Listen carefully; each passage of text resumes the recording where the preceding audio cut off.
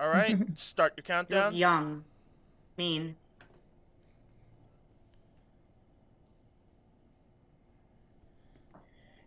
Good morning, Dreamcatchers family. How are we doing this morning? I am Jamie Stozer, for those of you that don't know Morning, me. it's June. It's June. Crazy enough. We're very busy over here doing lots of things. But this morning, we are taking time to spend time with Marissa's friend from growing up, actually. We went to the same high school. And we're going to have her introduce herself in a second. But we're so excited to be here today to talk through a quote, What's the matter episode about the matter of vaccines. So obviously that's extremely poignant and timely for many of us right now. I myself am fully vaccinated, and I went into a store yesterday for the first time without my mask. And I was in the store, by the way, before we have Jennifer introduce herself, because this is funny. I went with my husband to Trader Joe's, and for 20 full minutes, by the way, I had my mask on and he did not. And I did not notice that mine was on, and B did not notice that his was not. And all of a sudden in the frozen aisle, he's like, "Why are you wearing a mask?" I'm like, "Oh my God, can I take it off?" I like did. And then if I felt funny taking it off, and I felt like dramatic about it. And I'm like, "I'm going to take it off." And it felt awesome. So this is a very poignant topic for both myself and Marissa, and obviously being moms and having young children. Marissa just went through this with her 12-year-old. We just have so many questions and ideas and thoughts about your journey, Jennifer, how you got to where you are in this space. So welcome to you. Marissa, I don't know if you want to add some stuff to that, and then we'll have Jennifer introduce herself.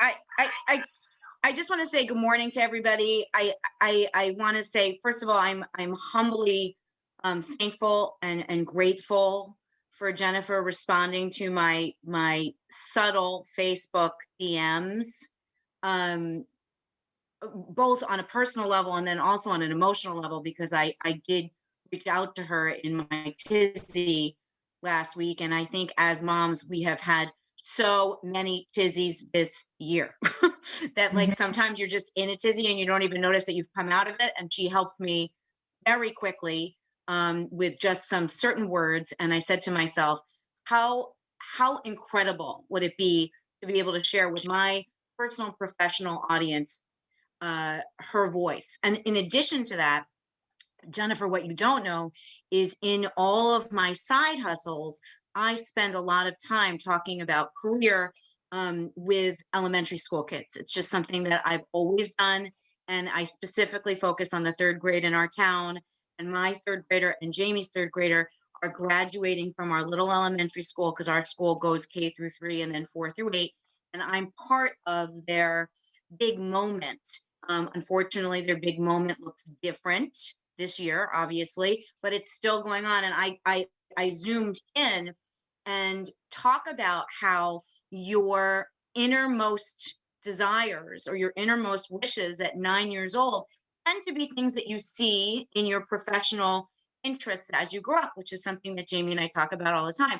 And what I also talk about all the time is you never know who you know in your life, and that the people you know in different stages of your life may come back to you professionally or personally. So I, of course, said that I just last month interviewed somebody on this podcast that I went to college with.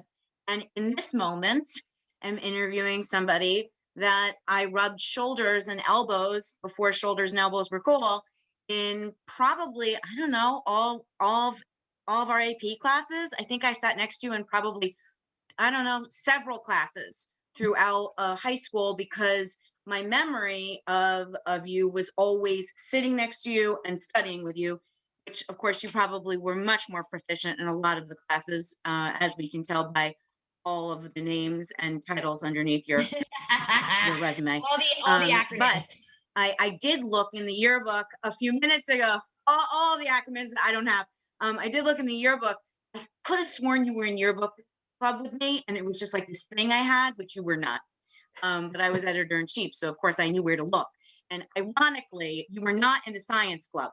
I just want you to know you were not in the science club, so you've already Late bloomer. dismissed my Late bloomer, and we'll hypothesis. get there. We'll figure that Yeah. out. However, your senior quote, which I have open, And also you were in what I we remember. called at the time SOAP, Save Our Planet Earth, are two things that I would say would tie into some of your interest in global health. So anyway, I stalked her and she's here, and I'm privileged and honored. And all of us from growing up that are still in touch have been reading and watching and celebrating you and listening to your voice. So it's a really a double edge or a double entendre of support and love to you, Jennifer, because not only does it feel valid to relate to somebody that's a peer that is speaking and you can admire and hear their sound voice, but when you know them from when they sat at a desk next to you, it feels that much more safe. So thank you for sharing your light with the world and doing the hard work that you're doing and spending time with us this morning. Jennifer Nuzzo, introduce yourself. Tell everyone that's listening your tremendous story. Where do you work? What do you do? And then we'll go back to the beginning. Well, gosh, thank you so much for having me and taking me back on that trip. I cringe a little bit. I have no idea what my yearbook quote is, but I'm sure it was melodramatic as those years tended to be.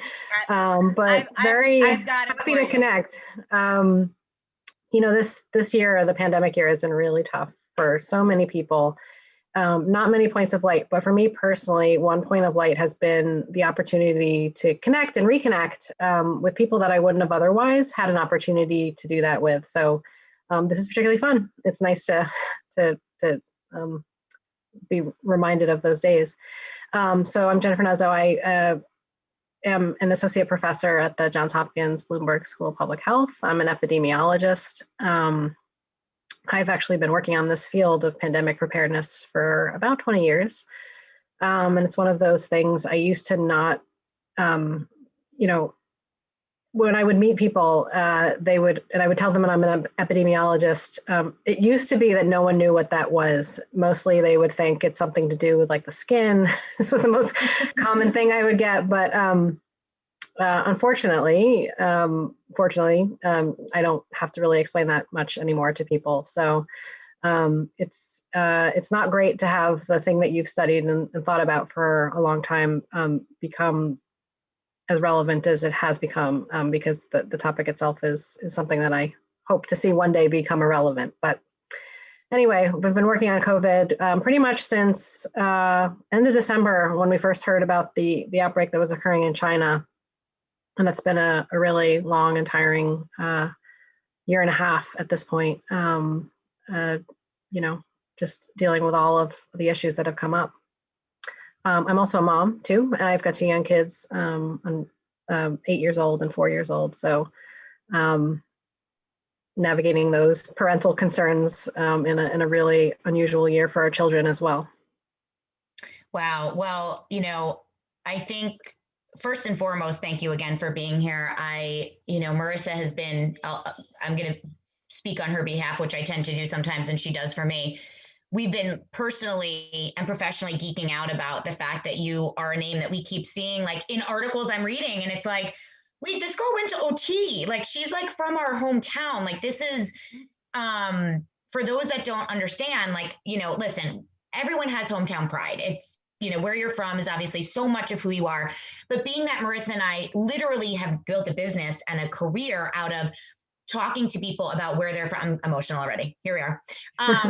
That we built a career in a business now for the last several years about talking to people about who they are, where they started, what they wanted to be when they grew up, and actually then seeing some of those people that we have, fundamental ties to do things that are just so inspirational to us is really just why we do what we do. I mean, literally, it makes us completely geek out on and turns our own lights on about seeing others' journeys and how you've gotten to where you are and how incredible your voice has been this year for people and for us as we followed along. And our favorite question to start, because obviously, I'm guessing you didn't necessarily dream of being being prepared for pandemics, when you were in eighth grade, sixth grade. Jamie, can you say what she is? Can you say the word that she is? A epidemiologist. I actually know how to do it, but I'm just doing it for fun. I cannot. I I think you're right, though. Nor can I Right. spell You're it. right, though, in that we now live in a time where we know those words and we say things that are now in our vernacular that we never knew existed and or understood. And you've made a career out of it. Like Jennifer is like Jennifer, you're like the Kardashian of science in this Right. moment. Like the pop culture, like all of us are talking about things that you know.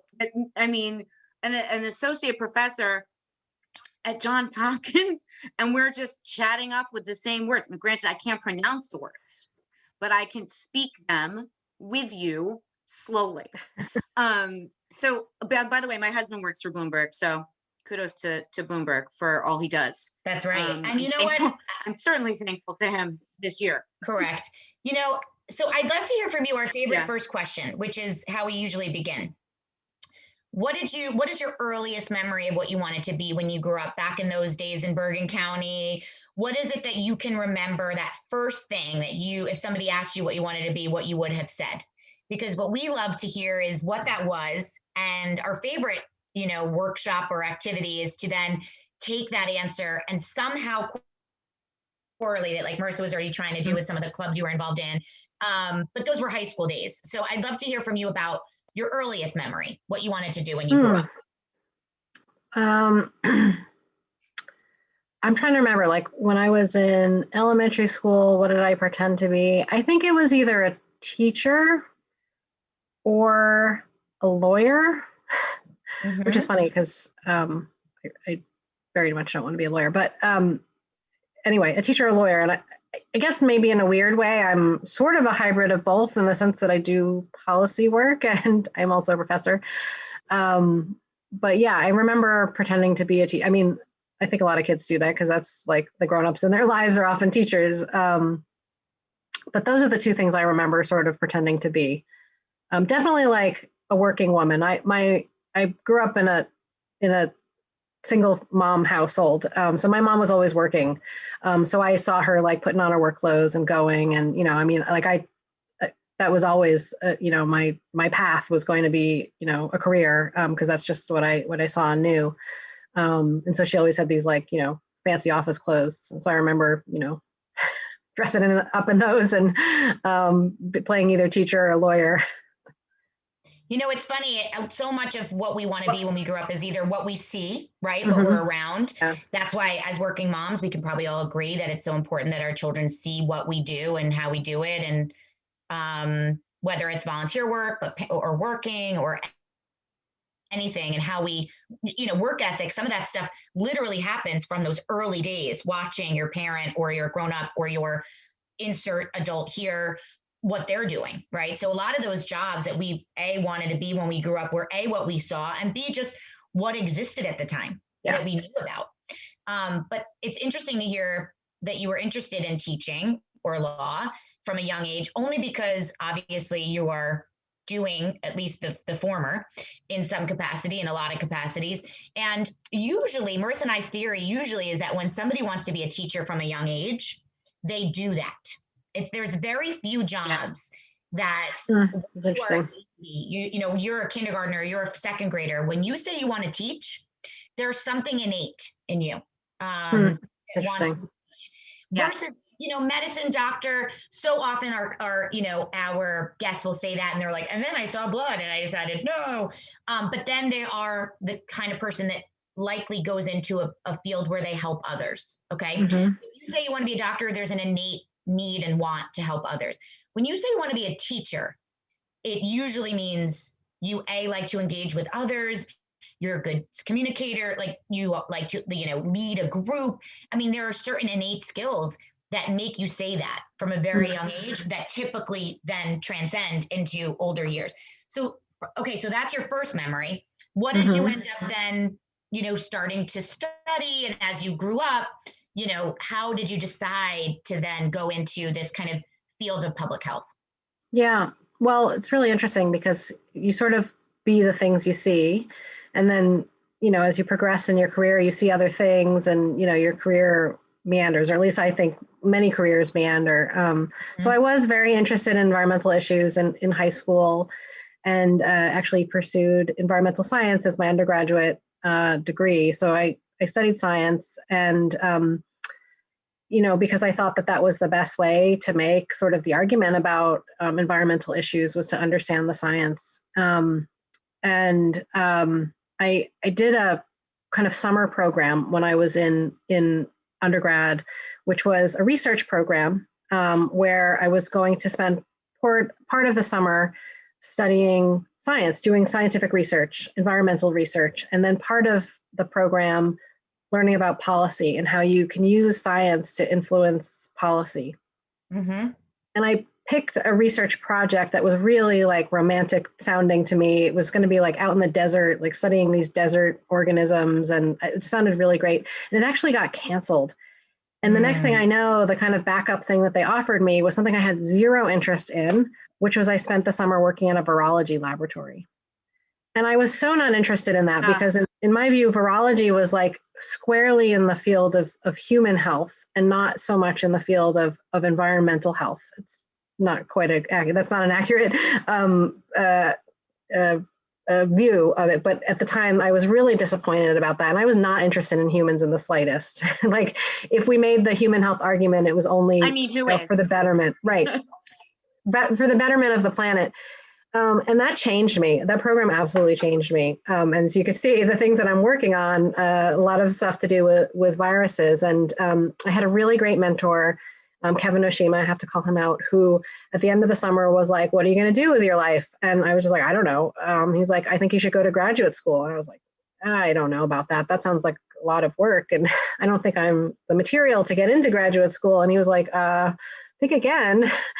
So at his encouragement, I applied to a bunch of places, and I fortunately had another mentor in college who, when I went to go talk to him, and I said, I might actually be interested in human health, because I think the more I think about it, if you are going to make an environmental argument about why you should change the environment, people don't really care about the environment for the environment's sake. They care about what it means for them. And he said, yeah, you're right.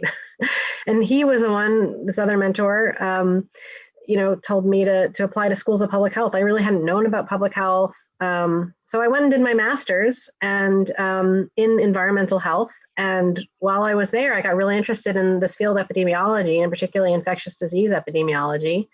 But still at that point, I was very much interested in the intersection of the environment and human health. So I really made a research project while I was doing my master's on waterborne diseases and people getting sick drinking contaminated water. When I was finishing up my master's, I was looking for jobs, and I saw a job posting in New York City to be an epidemiologist who was in part concerned with making sure people weren't getting sick drinking New York City's drinking water. Mm-hmm.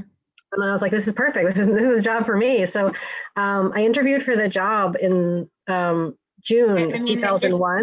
That's almost like the long-standing joke of that New York water is delicious. Everyone knows that. Yeah, and it is. But they had to have a job like mine because they didn't have a filtration plant to pull certain pathogens out of the water. But they were able to not do that because they protected the water supply so strongly. But anyway, it meant that there was a job for me there. And so I interviewed in New York City I got the job offer in June of 2001 when I was finishing up my master's program. And when I talked to them about my job, duties, one of the things they described is all the surveillance systems we use to make sure people weren't getting sick drinking the water. And one of them they described to me as potentially being useful in case there ever were a deliberate attack on the water supply, that it could be used to spot bioterrorism or any kind of biological attack. And I remember in June of 2001 or, March, whenever my interview was, thinking like, that sounds crazy. That's like science fiction. Mm-hmm. And then a few months later, everything changed. And my job, got reclassified as an emergency hire. And the idea of looking at our data, wondering if someone was deliberately attacking the water supply after September 11th was not fantasy anymore. So I after that, instance, I mean, really the world changed and my career changed with it. The things that I was working on and the things I was interested in very much changed. And so I was working as a practitioner in New York City, trying to answer the question, is there another attack today? With not just me, obviously there are thousands of people that work for the city, doing that. Ironically, also with Mayor Bloomberg at the helm. So it was a very, it shaped me. It shaped my professional interests. It shapes my career. I eventually became a bit frustrated that the tools that were available to practitioners weren't better.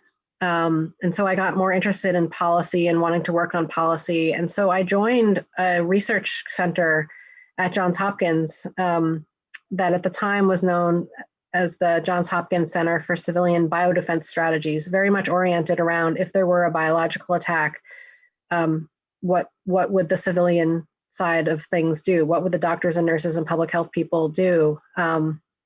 So I took that job, and it's the center that I currently work for. I went and did my doctorate during that time, and we changed the name of our center a few times and moved around a bit, but we're at Hopkins, and it's now called the Center for Health Security. And my job is focused not just on the deliberate threats, but also the naturally emerging threats. And anyway, so that's the winding path to where we are today. You know what I love? So many things about what you said, but you said a couple of things. I just had a conversation. I went to Michigan undergrad, and I do a lot of work with them still. And they just launched a new program called LSA Connect, which is the school I went to at Michigan, where students have the opportunity to reach out to alumni in different and new ways and connect and talk to them through this portal, and then they have access to me directly. And so I had a conversation with this undergrad yesterday. He's a freshman. First of all, I was like, go back to bed. Like, it's okay. You're only a freshman. But second of all, he started talking to me about like, how do you, and so many of our listeners are either career shifters, career pivoters, starting out. And he was asking me, how do you even know like what you want to do? Like, where does that begin? And so much, as what we were saying earlier, it begins when you're little. You start to really identify your superpowers, your innate abilities, your skills, your desires, the things you're good at, what you bring. And then you start to go to school, and you start to, or you get entry-level jobs that start to teach you. And a couple of things that you said that I love, that I think is so important, is that you had mentors at a very young age. You sought out people who were either working in the field, were leaders in the field, they were professors in the field, that you started to kind of attach yourself to, which is hard to do when you're young, right? You're describing this entire story in 2001, not to date us all, but unfortunately people can look up your dates on your LinkedIn if they look you up. You're 23 years old at this point, whatever you are, right? And you're 22 years old, knowing the innate ability to find yourself mentors and take classes and learn. And that, I just commend you for that. It's not easy, especially then. We didn't have LinkedIn. We didn't have ways to connect naturally and digitally to people. So can you speak to a little bit of that? Just a little, I love to hear like how you aligned yourself with mentors, and like how you then took that to find what you wanted to do, because what you do is so unique. I mean, this is not like, yes, it's much more known now, but you had an innate desire from a young age to, an interest in the environment and science, and then to then figure out the niches that you found is such a cool story to me, because Marissa and I are more traditional in that, she went to school for business and then worked in fashion, and I went to school for communications and worked in PR. And that's what I was going to say. Interestingly enough, we grew up drinking the same water, right? Right. We grew up drinking the same water. She and I took almost, I think, a lot of classes together. And I was a K and she was an N, which would make sense why I remember in my mind her sitting next to me all the time. And, you think about two people raised in the same spot, in the same things and experiencing. I mean, I was in the city in 9/11 as well. I can't imagine the not only your track of career, but the emotion at such a young age to be able to focus on that job with knowledge and the ability to not take that home, right? So not only are you interested in something that you didn't expect to be interested in and working in something that was not necessarily what you set out to do, but it also comes with a whole other, literally like television level of day to day that, you know, most of us couldn't imagine. And I do think it is extremely admirable because I'm going to guess most, other than the kids that were in your classes in college and your grad school, because by the way, she's also very humble. If you look her up on LinkedIn, she's gone to some really tremendous schools. But you know, other than your classmates, I'm assuming most of your friends probably couldn't even grasp your day to day. So your leadership and your steps had to be guided by your colleagues and people you looked up to. You certainly weren't going to find it from a roommate. That's for sure. Yeah, and I think it's interesting to hear that perspective as a lot of the folks we interview and people in our orbit and web tend to fall into more, you know, traditional New York City jobs, creative fields. Marissa and I built passion in media. So I just find your journey so fascinating because it is, you know, unique. Yeah. Although shout out to Alicia, maiden name Reinhardt, who is the reason why I was reconnected to you, by the way. She's been on one of our panels before.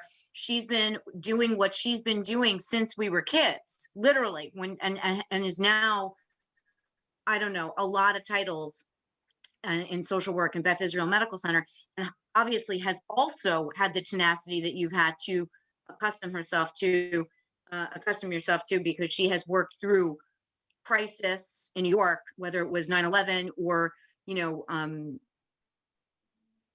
or this last year and a half and a few other things in between that God knows we've all experienced in the 20 plus years that we've been grown-ups. So, you know, I just think other than her, I actually can't name anyone that had that ability. So, you know, tell us a little bit about that. Were you networking amongst colleagues? Because I'm assuming there's a lot of people, and the reason why I mention this, most people lean on their friends. Yeah. When they're trying to figure out their water cooler conversations for career. I'm assuming that was not a good outlet for you. Just in so I guess the question is, where did you kind of look to? And then talk a little bit about the mentorship, because I think that's something we preach a lot, and aligning yourself with the right kinds of leaders in your field to really learn from, and then of course, then go work for eventually.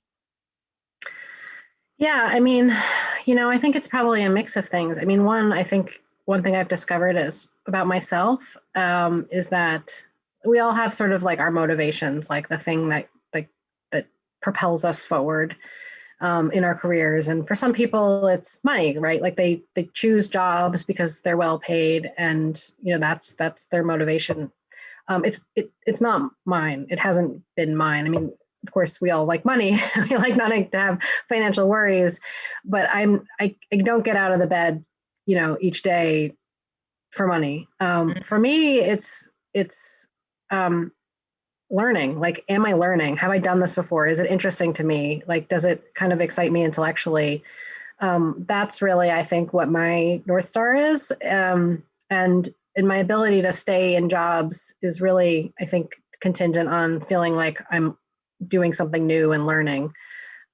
So pursuing new opportunities, I think, is just maybe woven into my personality a little bit. But some of it has also been need. And so, you know, I really credit that summer program that I took in college with putting me on this path, because I don't think I would have ever thought to go to graduate school even. You know, I brought up by a single mom who was the first in her family to go to college, but you know, nobody really went to graduate school. My brother did. He went to be a lawyer. So it's funny how the childhood fantasies play out.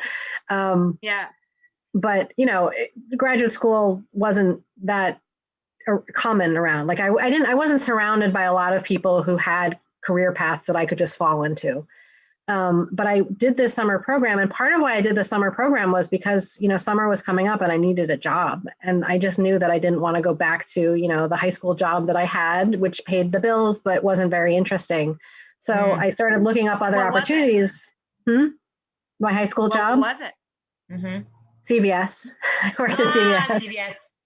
CVS Northdale or CVS Closter? Norwood. That's Norwood. Norwood. Was there one in Northville? I don't think. Norwood. No, it's Norwood. It's Norwood. It's across the street from Cost I'm Cutters. still like a very strong fan of CVS's. Like I always prefer to go to CVS. So I clearly had a positive experience, but it was time for me to do something else.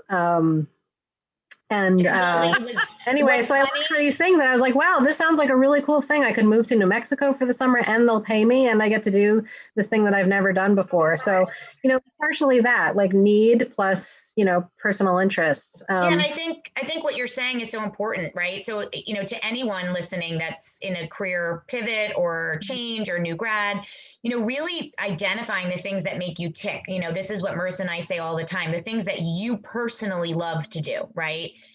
One of my favorite quotes right now is, if you can't find the dream job, find the dream in the job, right? So working at CVS was obviously not Jen's dream job, but she loved it and she still goes to CVS, right?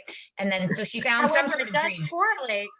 Yeah, it does correlate though. It does. It is. It's the seeds were sown a long time ago. What's funny is that being, for those just tuning in, Jennifer grew up in our area and she worked at CVS. And I think what's so funny is, this is an inside joke that I just will share because it's so good, just for levity. Growing up, I was, doesn't come as a shock to anyone that knows me personally, where I was a huge perfectionist when it came to my school supplies.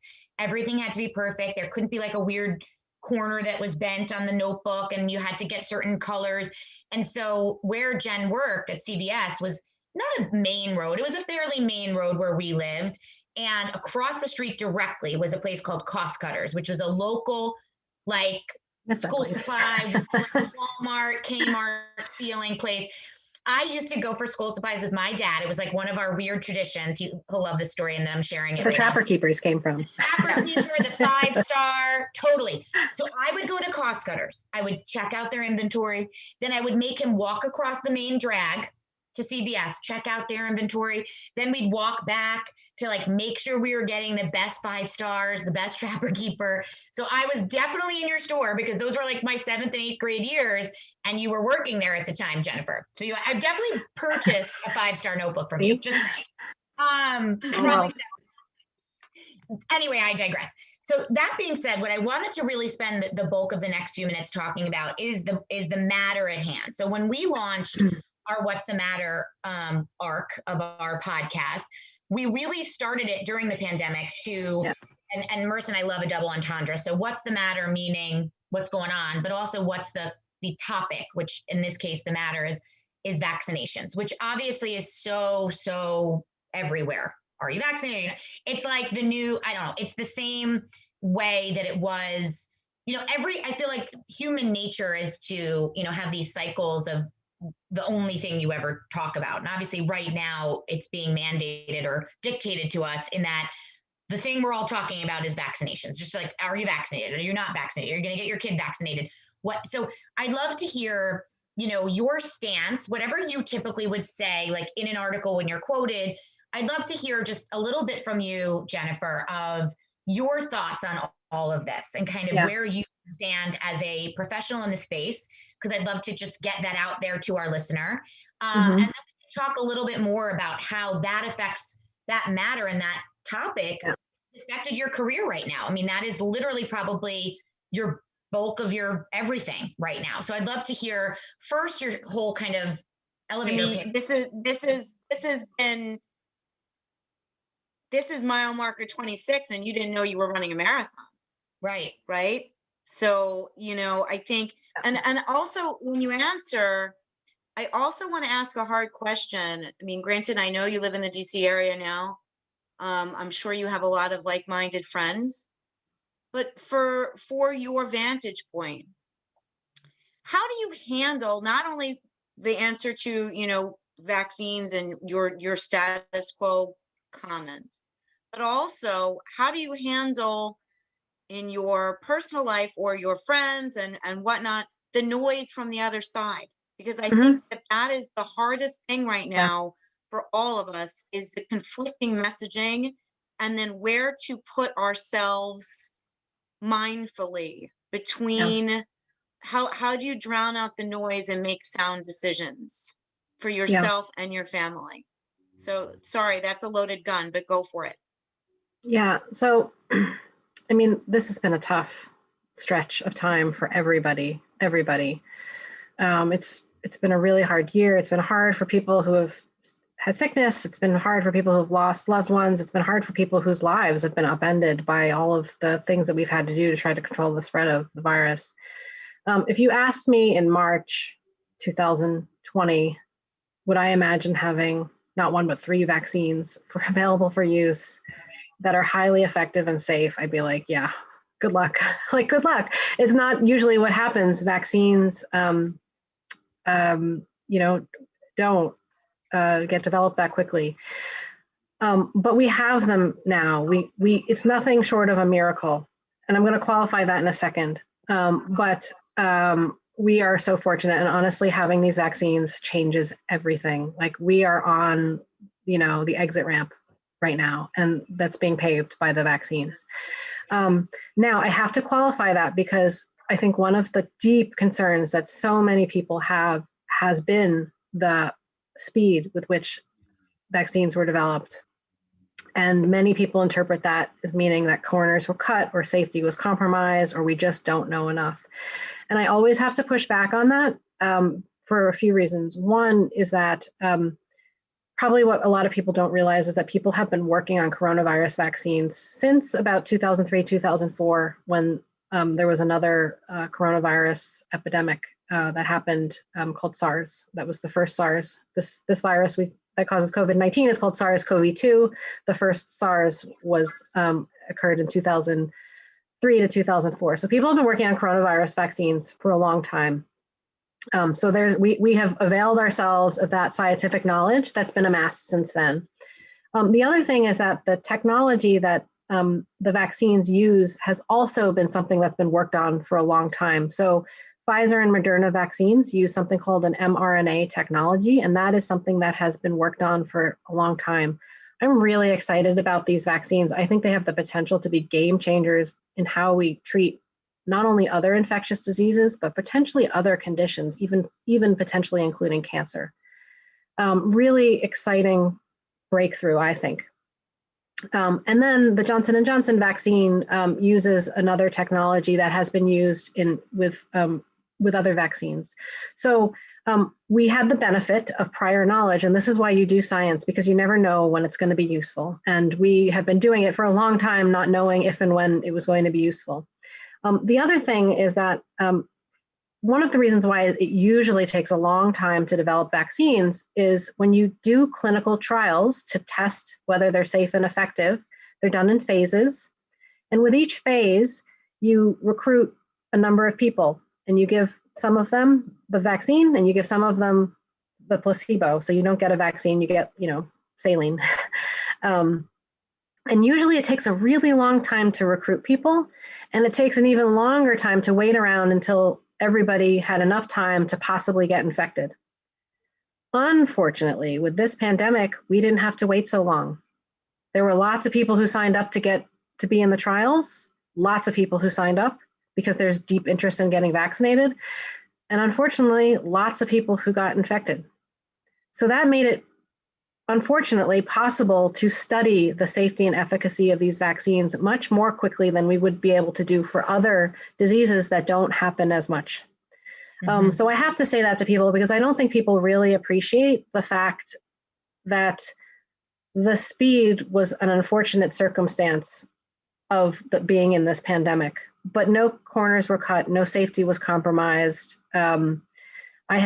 And at this point now, I mean, we have upwards of 1 billion people vaccinated on the planet.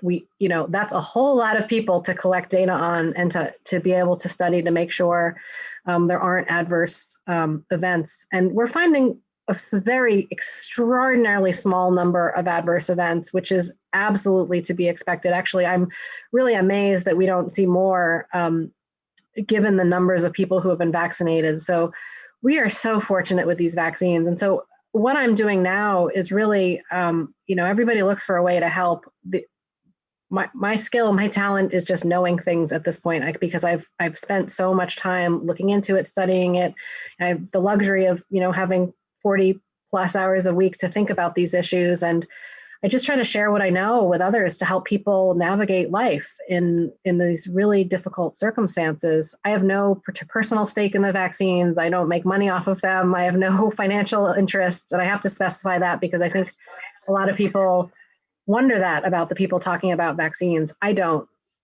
And in terms of, the noise and the, it's true, my colleagues are quite like-minded. You work in public health. We all believe in vaccines. It's hard to find somebody who doesn't believe in vaccines who works in public health. That said, where I personally live is actually a fairly diverse area, and people are all spectrum of political beliefs, et cetera. So I just try to engage as much as possible, and I try to view people who have questions. I welcome questions. I welcome hesitancy, because I think it is a very natural, normal thing to not just accept the first thing you're told and to want to know more. And I view it as an opportunity to engage with people and to talk to them. And I hope that I can show them through what I know why these vaccines are such a good prospect, and hopefully people will choose it. I prefer for people to come to the belief themselves that these are great tools that they want to avail themselves of, rather than trying to force people into doing things that they don't support or think is in their best interest.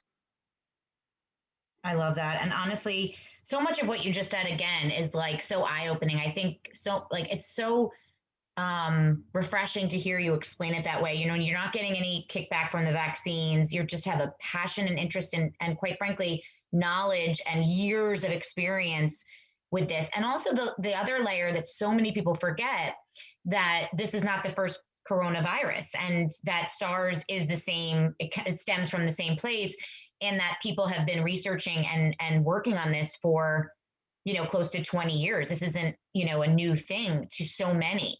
And it is interesting that layer, that piece of information gets, missed. So, what are your thoughts about, the folks out there, whatever you can say freely or speak to, those who are, being very noisy about the vaccine, or, maybe have an opinion about children getting the vaccine, or, I'm not going to ask the question in the phrasing that's like, don't you think our kids should get it? But I just want, Marissa just went through this. She has a 12-year-old daughter. Marissa, you want to talk about that a little bit? You had a lot of, she had some reservations. She was worried, scared. And Marissa, you want to talk about that a little bit? Because that was a big thing for you. You know what? I'm sorry. I'm moving around because I'm having trouble with my internet, and I don't want to be cut out. I feel like I found maybe a safe space in this second. I think, listen, I'm not a science person. I'm a believer in the bigger picture. I don't pretend to be raised in science, but I trust science and people that do their jobs well implicitly. I trust medicine. I trust the process.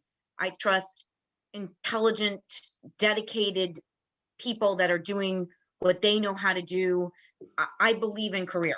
So my belief system is naturally toward, if my and this is my truth, I'm speaking truth. If my doctor tells me it's recommended, I believe it. Mm-hmm. I just think that in the last year and change, there has been a tornado of naysay, disrespect, and tremendous words that slip into a very clear psyche that, for a moment, I was like, I don't need to get my 12-year-old vaccinated this second, do I? And then I'm like, she's going to go, God willing, to sleepaway camp. I have lived so conservatively this entire year. There has not been a child in this house without a mask on. I mean, I am like the epitome of strict. And she turned to me and said, how did you not make me an appointment right when they announced it? And all of a sudden I realized that these kids have gone through what we've gone through. Mm-hmm. These kids, other than you being a science, like a professor in this world, Jennifer, right? I mean, these children have been tasked to feel adult feelings, things that we did not know how to feel either. I'm just older than her. And I looked at her, I'm like, I gotta be honest with you, I don't know. I just was gonna do it at your physical. I was like, no, wait a minute. Like, I didn't want to do it like this second. And sure enough, I did it last week.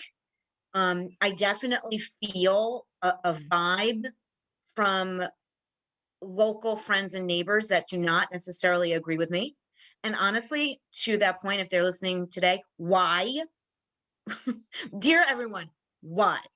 But I believe in wanting her to feel free, safe, and for me to rest easy, because the psychosis that has gone on, that's unmeasurable. It's not data proven. The psychosis that we have all experienced in the last 15, 18 months, when we're not scientists and we don't know all this stuff, I don't want her to feel any of the feelings that she shouldn't have to. So there I went. And by the way, locally, they did an incredible job.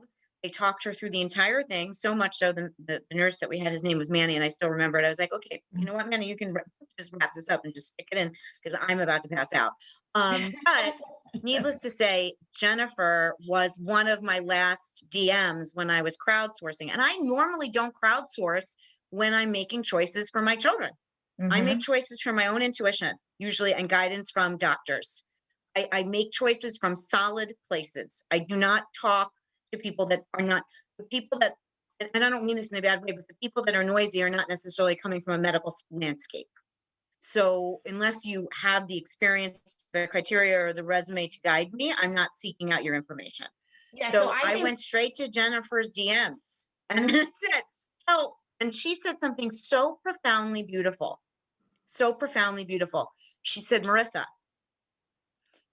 I have absolutely no issue with children being vaccinated, period. I just wish that there were enough vaccines in the world for people that really truly need to be taken care of, And I was laying there in that moment, and it was definitely in my bed. And I said to myself, wow. I mean, talk about a point of view for a second, because we have been, although we are so macro, most of us are macro, we have been forced to also be extremely micro. Like, you can't help but just focus on your immediate needs and all of the bleeding out that we've all experienced this year in our own family. That while I was in that pivotal moment and she gave me what I needed, she also gave me the gift of remembering my place in the world. How fortunate I am to have the choice. How fortunate we are to be able to discuss things. How fortunate we are to be able to challenge one another. There are many, many places that do not. And I woke up and I said, okay, you know what? You're right. I'm going to make this appointment, and then I'm going to help in whatever way I know how to help, which is, as my helping, is raising voices of others.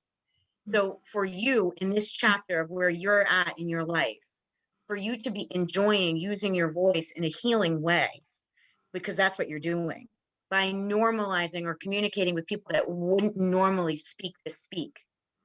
I commend you for that clarity and for that safety, and safety, not necessarily the definition of safety, a safe place to say to somebody, okay, so this is what I've done for the last 20 years. Okay.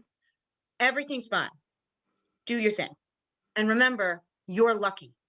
And I literally was like, cool, made my appointment. And it was just what I needed.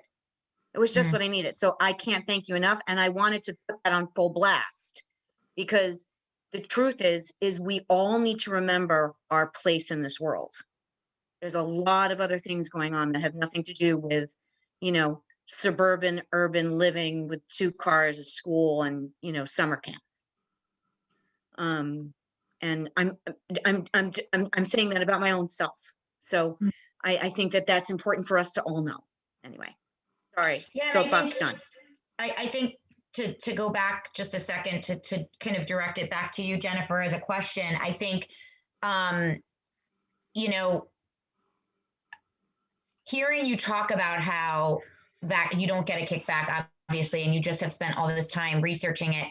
And really what I was saying earlier as a question is, how do you respond to those that are resistant? What are your, talking points? If you were to like give us advice even, right? So we're not you, and I don't have 20 years of experience, but find myself in conversations that might be off-putting, or you're not quite sure why some people aren't getting the vaccine, and you're with them in a social setting and you're like, what are you waiting for? Right. Like, do I wear my mask? I mean, there's so much. It's just, how do you function?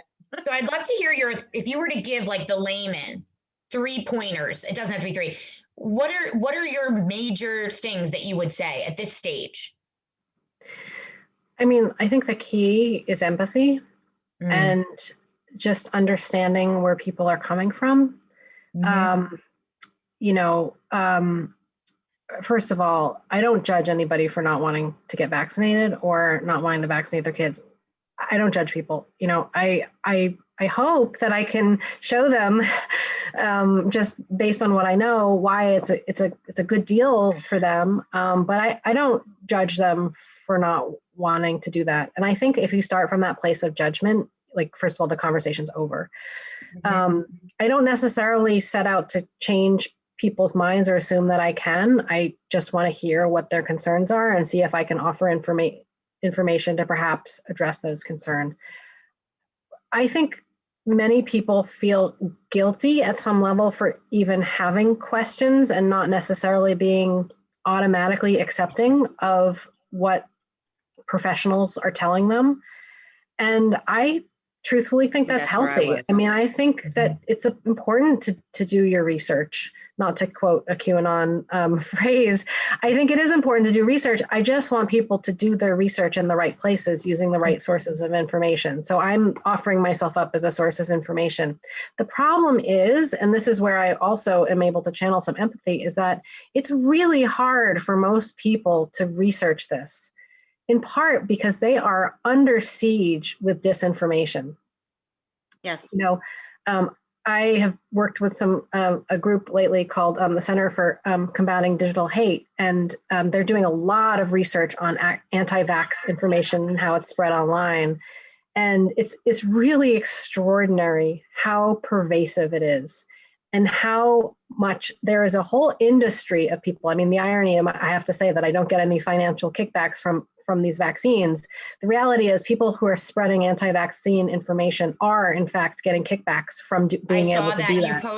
I believe you posted it on your LinkedIn. I was reading that article. It's wild to me, fascinating. And it's so incredibly pervasive that this is not just limited to the fringes of society anymore. The people who are hanging out in like internet chat rooms that no one's ever heard of. I mean, it's everywhere, and people are busy. They don't have time to like check the source of the headline that they saw to see if it is in fact true, and lies spread on the internet faster than truth. So I don't blame people for thinking all sorts of things, because they have just been under siege. They have been like assaulted with all of the wrong information, and it's incredibly hard to find the right information and to sort through it because it's really dense. These vaccines, I think, are amazing, but it takes a while to learn about them and what they do and how they work. And I mean, one of the questions that I very frequently get about particularly the MR, actually all the vaccines, is that I don't think people realize that when you get an injection in your muscle, it's taken up by your muscle cells.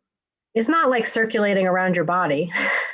It's taken up by your muscle cells, and your immune system recognizes that weird thing that's going on in your muscle cells and learns from that. And then your immune system will circulate to look for the virus. But I think people think that vaccines, just because, I mean, why wouldn't you think this? It's it took me a while of thinking about it to make that connection. Oh, it's not going to affect my reproductive system most likely, because it's limited to that small amount that's in that shot just stays in my muscle cells. Anyway, it's just really, really hard, even for professionals to really, sort through. And, it takes a considerable amount of time. And I'm fortunate to work with some people who are really smart about vaccines, and I can ask them a million questions and then just relay to other people what I've learned from those conversations. Where do you advise, what kind of advice you have to our audience? Like, what is a good place, a good resource for people to just go get that top line knowledge, if they are curious.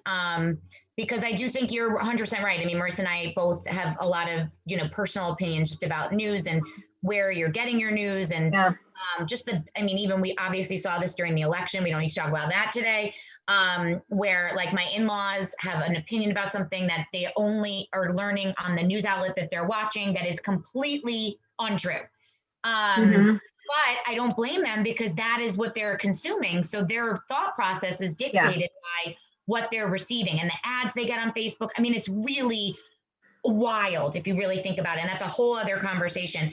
But if you were to implore our audience to do their research or look in a certain place or get knowledge somewhere, where would you say to go? Well, first of all, seek official sources. I know that like the reputations of official sources have been under attack over the last year, but trust me, you can still get good technical information from the CDC, from the World Health Organization, from the professional medical societies. So if it's for your kids, I go to the American Academy of Pediatrics. For adults, there's lots of great information at CDC and World Health Organization. We also at Johns Hopkins, I'm part of the Coronavirus Resource Center, the CRC. So it's coronavirus.jhu.edu. And we have a link there on all sorts of vaccines. The world's vaccines experts have like helped curate that information there. We do weekly webinars on Fridays. I think we're going to do it every other week in the summer just to give ourselves a little bit of a break. But we've been doing weekly webinars where we, answer questions that are submitted. It's really where you need to go. I often ask people, and to your earlier question about like what like advice do you have for talking to people?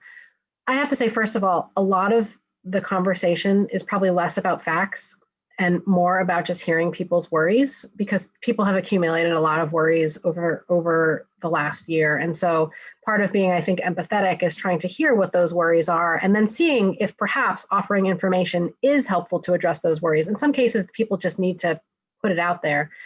I think that's where we have to acknowledge those worries, allow people to know that we are hearing them and that they are being heard and we're not judging them for that. And then I think, you can say, can I give you any information to help you feel better? Do you have any questions that I could potentially answer? Rather than just kind of tearing into people with facts and labeling them as anti-vax or vax hesitant or whatever. Like none of that helps. I think it is absolutely understandable that these are new vaccines. As excited as I am even about the mRNA vaccines in particular that are being used, because I think they're a medical breakthrough, this is the first time we're using them in a vaccine. So there's a lot of newness here, and I don't expect people off, right out the gate to be as excited about it as I am, because they haven't spent as much time thinking about it. So we have to get people, I think we can win hearts and minds on it, but it's going to take work, and we can only do that from a place of empathy and not judging people. And at the end of the day, like, I think the fear goes two ways, because people who are vaccinated, you've chosen to do that for yourself and, for your kids. And then you see somebody who didn't. And I think at some level, we think they are making me unsafe by choosing not to do this. And that fear comes back out at those people. And to people, who have chosen to get vaccinated, first of all, thank you. But also, you're safe now. You're safe now. Yes, you'll hear that no vaccine is 100%. That is true. But these vaccines are really great at preventing severe illness. And that's the thing we care most about, because if this virus weren't capable of causing severe illness, if it just caused the cold like all coronavirus, many of the other coronaviruses do, you would have never heard of it. We wouldn't have changed our lives for it. So, if you want to feel safe, you get vaccinated. I still am really, really worried about the people who are not vaccinated, in part because any additional loss of life, all loss of life is a tragedy, but loss of life that occurs when we have tools on hand to prevent it it just guts me. So I want to reach those people and prevent that from happening, because it doesn't have to be, people should be able to have their parents and their grandparents and, their loved ones. And these vaccines allow that to happen, and they take off worries. I don't want anybody to have to carry any more worries around after this year. And that's what these vaccines allow us to do. They just remove worries. They remove worries, which is like if there's a miracle that needs to happen in general, it's that, right? And also just your voice. I mean, I'm biased, but I think her voice in general and leading with light and empathy mirrors. I mean, you echoed so many of the feelings that I had. I did feel guilt. I did, I do sometimes feel, is your choice the other side's choice, making me feel unsafe? And it is very interesting that even with education and queuing in and finding out facts, that the stuff has just permeated so many of us, no different than our children being tasked with being grown-ups or having grown-up feelings at a very young age. So I think what you're doing is extremely commendable. And I need to say two things. One thing, this morning, I don't know if while you're saving the world from, you happen to hop on a Peloton, but if you do, I do. there was a quote this morning that my friend Tunde said, and she said, "Don't let other people's opinion of you hold you hostage." Yeah. And it's funny because I don't feel like I have ever really cared about what other people think of me. But I think there's all of us right now, we all are a little bit vulnerable with that level of confidence.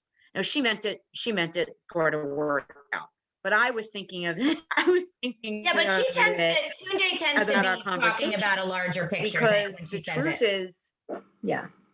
Well, we're not used to people anymore. I mean, that's part of the challenge. It was larger. We're not used to I mean, that's the other thing. We've spent a year kind of locked away, and we're relearning, we're activating old muscles that we sort of forgot about, and sort of going out in public and interacting with people. And the worst thing about these pathogens, these viruses, and pandemic threats above all, is that they make us fear our neighbors. So that changes how we relate to each other, and I think that's why it's really important for us to go back. And I'm so thankful that we have the vaccines to allow us to do that, and to protect ourselves. So Jennifer, how do you feel about like bouncy houses though? Are they outdoors? Yeah, outdoors. So you know what? I think obviously we could talk about this for hours, like your personal opinions, professional opinions on our kids and all the things, but that's, unfortunately or fortunately, that's not why we were here today. I think, we obviously get an overarching sense of your emotion and feeling about all this. I would love to ask you. I can feel your hope. Wait, can I just say one more thing about the vaccines before we move on? Because I do want to, I don't want to leave parents who have kids who are too young to be vaccinated in a panic. And I believe very strongly in the vaccines, but the great news about vaccines is that just vaccinating adults is bringing down all of the cases in all age groups, and that protects your kids if they're too young to be vaccinated. Yes, so my kids are both too young, and I know that a lot of parents who have kids in those age ranges are freaking out. And I just want to say, listen, first of all, the good news is that your kids are at reduced risk from this virus in terms of having any kind of severe outcomes. That's the lucky thing about the one lucky thing about this virus is that it hasn't been worse for kids. But also, as adults continue to get vaccinated, it's going to protect everybody. So promote the vaccines in adults, but I just don't want to leave if you have listeners who are like, well, my kids are too young and she said the vaccines are saving everybody. Yes, they're changing the game, but they're changing it for all of us. I appreciate you saying that, because I think that actually was going to be my next question before we wrap. We have a couple questions we like to ask to wrap up, but one of them was going to be about that. I actually read an awesome article, not to be New Jersey focused, but Marissa and I are both New Jersey based, on NewJersey.com this morning about the fact that our state reported our lowest number of new COVID cases since the beginning. So like this week in general has been a very positive week in New Jersey. And the article, for those of you that want to see it, it's on newjersey.com. But the whole article is about all of the numbers and all the facts, which I thought was really helpful, like very specific percentages and facts and how many people have been vaccinated versus at the beginning and all of this stuff. But one of the portions of the article was how the adults being vaccinated is directly affecting the kids' cases. And so I do find, though, that a lot of the quote anti-vax parents of kids that feel that way are kind of or believe the kids can't get it or can't spread it. And the fact that now the adults being vaccinated is showing that the kids' numbers are no longer as high. Do you have any thoughts on that or anything to say to that? That there are people out there, there's a lot of noise right now about unmasking our children and our children not really being the culprit. Can you speak to that at all? Yeah, I mean, so it is a different calculation with kids, particularly kids who are younger. So we know that the kind of risk of the risk of severe outcomes in kids is much lower than adults, but the risk ticks up a bit in the older, like the teens, which is why, that was the first priority for vaccinating 16 plus and now 12 to 15.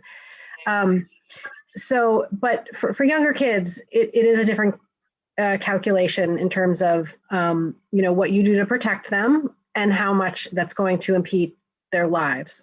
So, my husband and I are vaccinated. We are now happy to go out and do things with our young unvaccinated kids if we think that it's beneficial to them. We are relaxing a bit our lifestyle, even though our kids are not vaccinated. They still wear masks when we're in public spaces, but we did go to an indoor restaurant for the first time.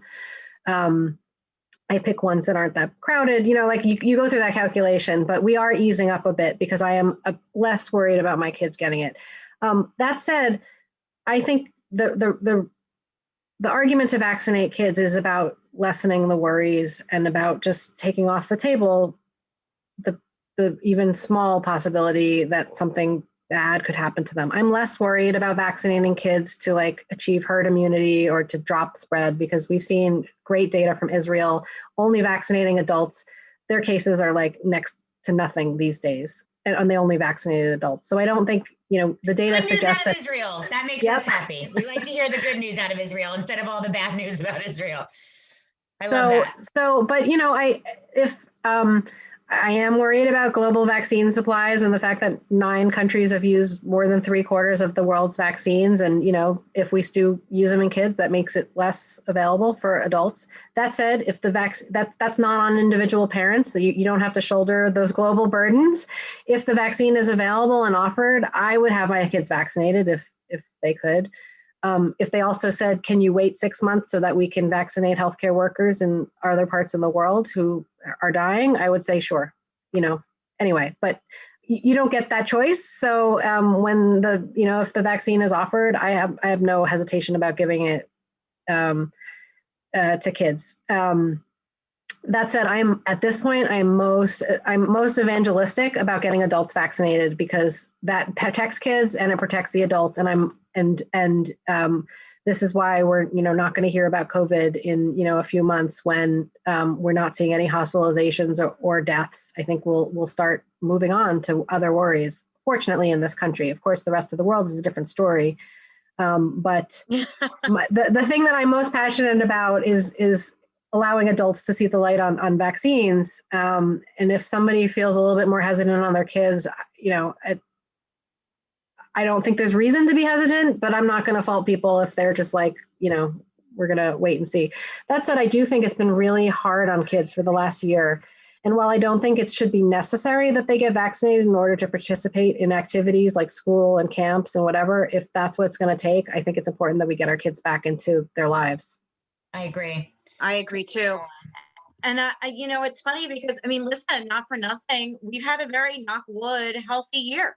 The masks, no strep came to this house, I've said several times, I want, I try to find the dark humor in things. I'm looking forward to COVID being like a lice letter. It's not that amazing, but like we The don't lice shut. letter. Yeah, we don't shut down. I haven't gone to We've New all York more gotten than the 4 lice letter. times. I think I would burn the house down if the lice letter came home. Listen, I can handle I'm just saying, COVID it and will the come for kids. you. It's not amazing. It will come for you. I know. There's no one escapes life I know. eventually. I know. So, you know, the I'm day knocking wood letter here. is not a great day. But it doesn't mean that I can't go to New York more than 4 times an entire year. Right. Yeah. So I think I feel like that's where, you know, I feel like sometimes the enormity of what we just all went through is hard to process because we're all still processing it.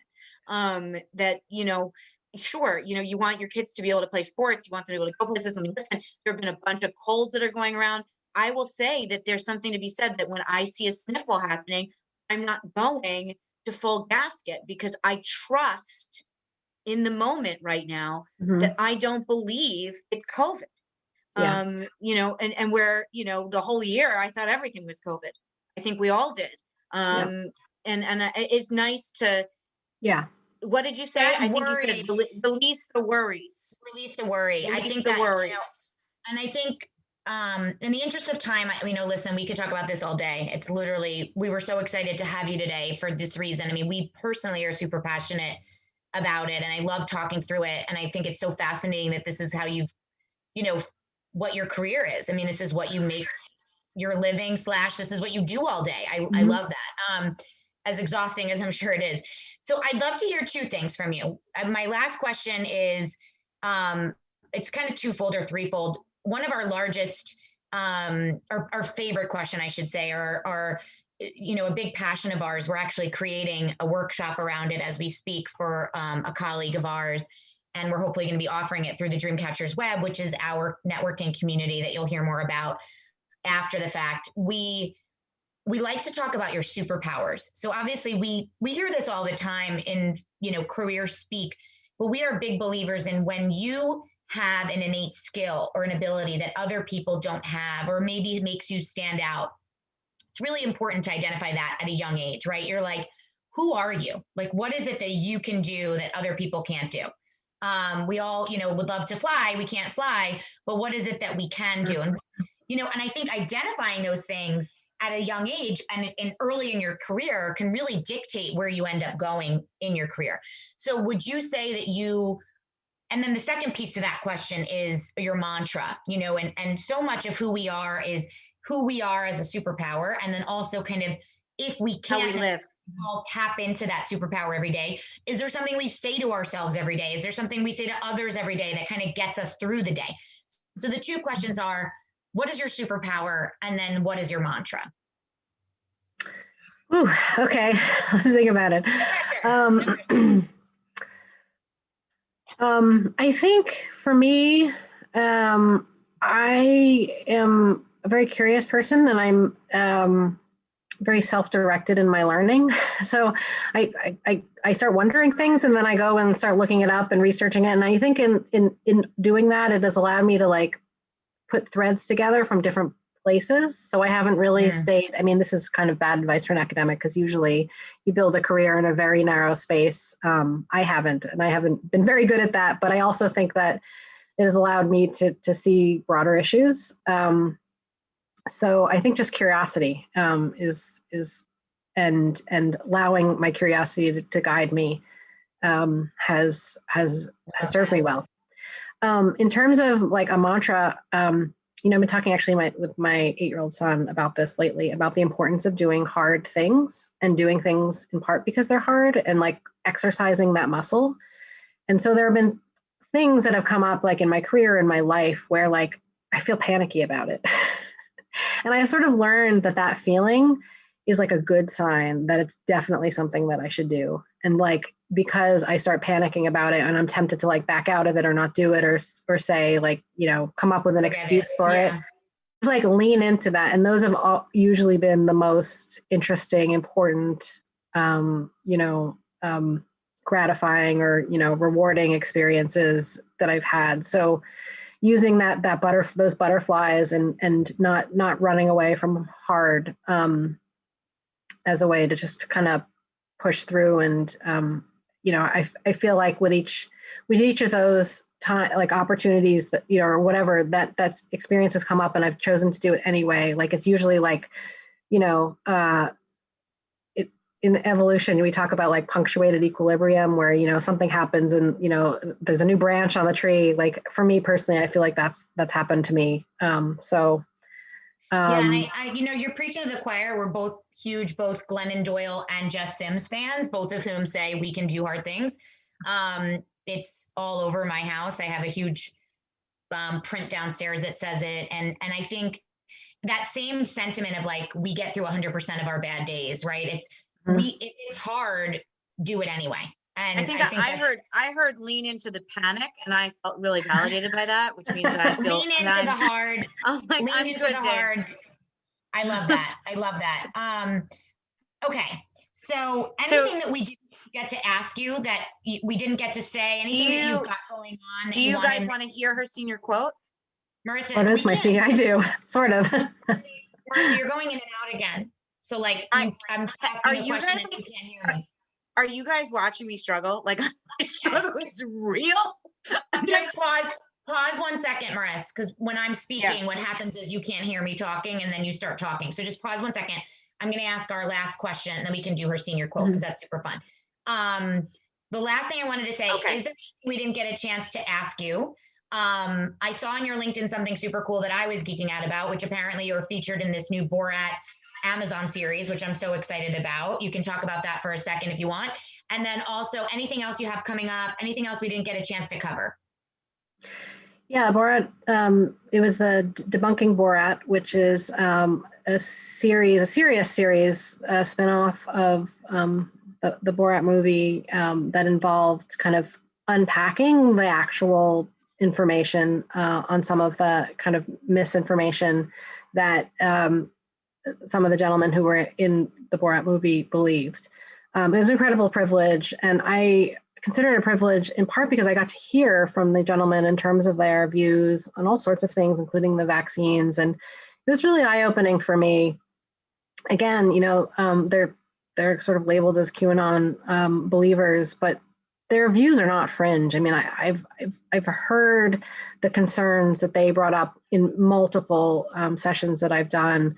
Many people have similar worries, but sort of hearing from them about their worries and, just the journey that they've been on for the last year, like all of us, I think it's really important to be able to get different perspectives into your life and to kind of understand it through the lens of people that you otherwise probably don't interact with throughout your days. So I consider it a real privilege to be able to just hear views from people who I would otherwise not be able to encounter. It certainly made me think differently about how we should talk about these issues. And again, the importance of empathy and, we're all not that different, right? We're all just people trying to navigate life. And some of us have access, some of us have more privileges to be able to access information than others. So I believe if you have a privilege, you have to use it for the betterment of others. And anyway, it's just, I feel very fortunate to be able to try to share what I know with others. So anyway, that was fun. But I do these sessions a lot in various shades with different groups, and I think one of the best things has just to see the commonality. So many different people. We're all just wondering the same stuff. We're all just struggling with the same stuff. We're all just trying to protect ourselves, protect our families, understand the best way to do that. Still make a living, still have joy in our lives. And anyway, for me, it's really important after like such a divisive time and like American politics to be able to see like there's actually so much similarity there that gets overlooked. I love that. It's such a nice way to finish up today. And I think before we hear your senior quote, because I think that's fun, we like to kind of ask one last question that, as we say to our kids, shakes the sillies out, right? No more like, all right, we talked a lot about all the good stuff. We're big believers in, especially when you're searching for jobs, right? In identifying the places that you actually use yourself or you're interested in, or you think they're doing good work and you would be interested in working for. And in fact, I've built a whole curriculum around it called the Brand Crush Project, which we present to our community often and now teach a course on at our local community college, that we find it so interesting and fascinating that when you actually nail down or boil down what it is that you want to be when you grow up and what you want to do with your life and how to catch your dreams, it's really about where you want to be and who you love and what you do and who you know, consume yourself as a human. So we call it a brand crush. In this case, I think, you know, we can probably all agree I have a brand crush on Moderna and Pfizer right now, you know, and what they've done as a company. But I'd love to hear, you know, if you have a, you know, outside of this world, inside of your world, if you have, and we love to shout it out really also when we share your episode, is there a company, a person, something out there right now that you just crush really hard on? You think that with the work that they're doing, or it's the product, it could be as simple as Direct. I mean, it could, you know, it's just something that you personally as Jennifer would not be able to survive without right now. And if it's small business, we'd love to shout them out. If it's a large company, also fine. Obviously, I'm holding my Starbucks. That's one of my brand crushes, always has been. Do you have a brand crush? Do you have a person or a you know, company crush? Can I say two? Please. So on a personal level, just like would not have gotten through the pandemic if it weren't for Peloton, because Same. the only way I've been able to, you know, relieve some stress without having to leave my house. And I really appreciate the inspiration that their instructors offer. So clearly that's for me. But also bigger sort of on the longer term.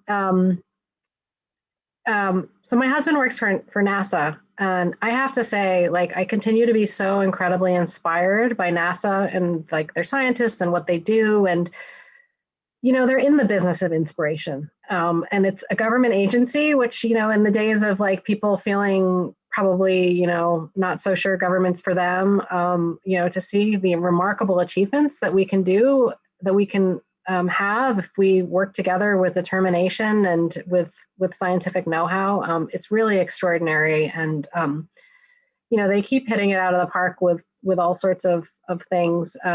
So it's lucky. I feel lucky that I get to sort of see some of the behind the scenes, you know, of what they do and the scale that they work on and the intelligence. And it's really extraordinary. I mean, they have some of the most brilliant minds in the world working for them. So I just like to think of it as like, you know, we can do things that are extraordinary if we come together, put our mind together with government support. Anyway, so Peloton and NASA. Peloton and NASA. NBD, Peloton and NASA. I'm sure not a sentence that Peloton's heard in the same day before. So I love that. I thought you were going to say MM LaFleur because I've seen you featured in their clothes. But meanwhile, NASA, oh my God, love. Also have always been fascinated by that. Also would like to invite myself to an unmasked indoor dinner party at your house. I'm sure I would have a lot of relatable stuff to talk about. Whatever. Come down. Other than the fact that my grandma, Jamie, and our grandma lived in and my uncle lived by Cape Canaveral, and you know, I can say things like it's not rocket science, and it would be that's about it. That's where we draw the line. Well, I think, listen, to bring it all back, you know, we preach lead with light. In our Dreamcatchers web, we speak every day in our verbiage and our branding about you know, living in the stars and bringing light to others. And so maybe we are a little bit more connected to NASA. Anyway, Jennifer, what a pleasure today was. Thank you so much for spending the time with us. It was such a pleasure. Thank you to A Shared Universe that does our sound, and to Choice Associates, our sponsor. You guys aren't getting off the hook without her senior quote. Sorry. Oh, yes. I'm sorry. Her senior quote. Go ahead. As our wrap. So mine was keep your face toward the sunshine and you will never see the shadows. Okay. I still say that actually. And I think it's extremely applicable right now. However, I loved yours. Sunsets and rainbows, green forests and restive blue seas, all naturally colored things are my siblings. We've played together on the floor of the world since the very first stone looked at the stars. So I don't remember that at all. it was profoundly worldly, Profoundly worldly. Probably you were like, what? And where am I going with I'm this? sure I looked it up somewhere, but I don't remember that, but I'm glad it was not embarrassing. No, it's beautiful. I think your husband might find it romantic. I'm just saying, as you were talking about stars. And, I think you were talking about your part in the global world. And I Okay. think at, Discretion. 17 years old, while everybody else is like saying, I don't know, quoting Dave Matthews Band. I think mine was probably like sitting on top of the world with my legs hanging free. Like, no, that was 1998, Jamie. Come on. yeah, I graduated in 99, girl. I'm saying that was mine. Courtney, I'm shouting you out. Life is, you were really, really unique in this one. Life is like a box of chocolates. You never know what you were going to get. That's very 1995. Well, that was huge then. Very 1995. Anyways, it was a pleasure having you. I'm sorry that I was having technical difficulties the entire time. I got additional cardio today thanks to Tunde and holding my laptop in weird ways. And I feel deeply connected to you, thankful for your hard work. Without you knowing it, I will be shouting your name across rooftops, and maybe with you knowing it, as a source, a place of good reason, and an example, and for all of us. And I appreciate you pursuing your dream and also leaning into the panic. So thank you for that. Thank you, Thank you so much. This was a lot of fun. Appreciate it. Thank you for